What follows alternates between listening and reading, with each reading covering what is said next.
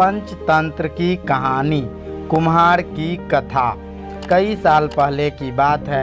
एक गांव में युधिष्ठिर नाम का एक कुम्हार रहा करता था।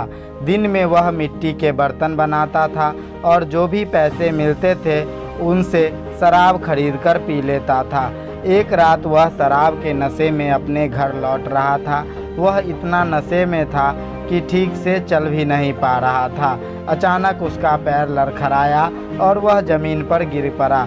ज़मीन पर कांच के टुकड़े पड़े थे, जिनमें से एक टुकड़ा उसके माथे में घुस गया। उसके माथे से खून बहने लगा। इसके बाद कुम्हार किसी तरह उठा और अपने घर की ओर चल दिया। अगले दिन जब उसे होश आया तो वह वैद्य के पास गया और पट्टी करवाकर दवाई ली। वैद्य ने कहा, घाव गहरा होने के कारण इसे भरने में समय लगेगा। पूरा भर जाने के बाद भी इस घाव का निशान नहीं जाएगा। इसके बाद कई दिन बीत गए। अचानक उसके गांव में सूखा पड़ गया। सभी लोग गांव छोड़कर जाने लगे। कुम्हार ने भी गांव छोड़कर जाने का फैसला किया और दूसरे देश की तरफ निकल गया। नए देश में जाकर वह राजा के दरबार में नौकरी मांगने गया। वह राजा ने उसके माथे पर चोट का निशान देखा और सोचा यह जरूर कोई पराक्रमी योद्धा होगा और दुश्मन से लड़ते समय इसके माथे पर चोट लग गई होगी। यह सोचकर राजा ने उसे अपने दरबार में एक खास जगह दे दी और उस पर विशेष ध्यान देने लगे। यह देखकर राजा के दरबार में मौजूद राजकुमार, सेनापति और अन्य मंत्री उससे जलने लगे। ऐसा कई दिनों तक चलता रहा।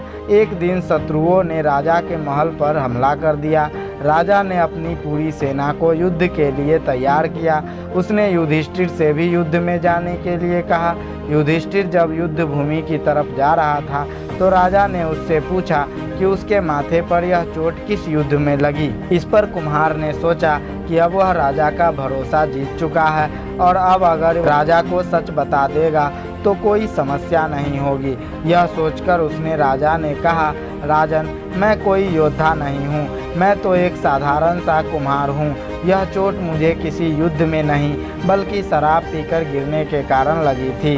कुम्हार की यह बात सुनकर राजा को बहुत गुस्सा आया। उसने कहा, तुमने मेरा विश्वास तोड़ा है और मुझे छल कर दरबार में उतना ऊंचा पद पाया है। निकल जाओ मेरे राज्य से।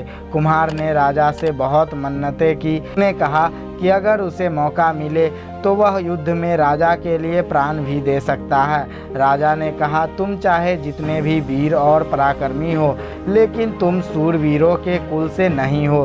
तुम्हारी हालत शेरों के बीच रहने वाले एक गीदड़ की तरह है, जो हाथी से लड़ने की जगह उससे दूर भागने की बात करता है।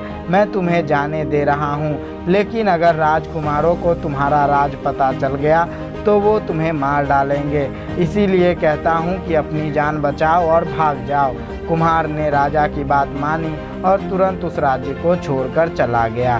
कहानी से सीख। इस कहानी से यह सीख मिलती है कि इंसान की असलियत ज़्यादा दिन तक छुप नहीं सकती। एक न एक दिन राज खुल ही जाता है। तो कैसी लगी ये स्टोरी कमेंट में ज़रूर बताइएगा।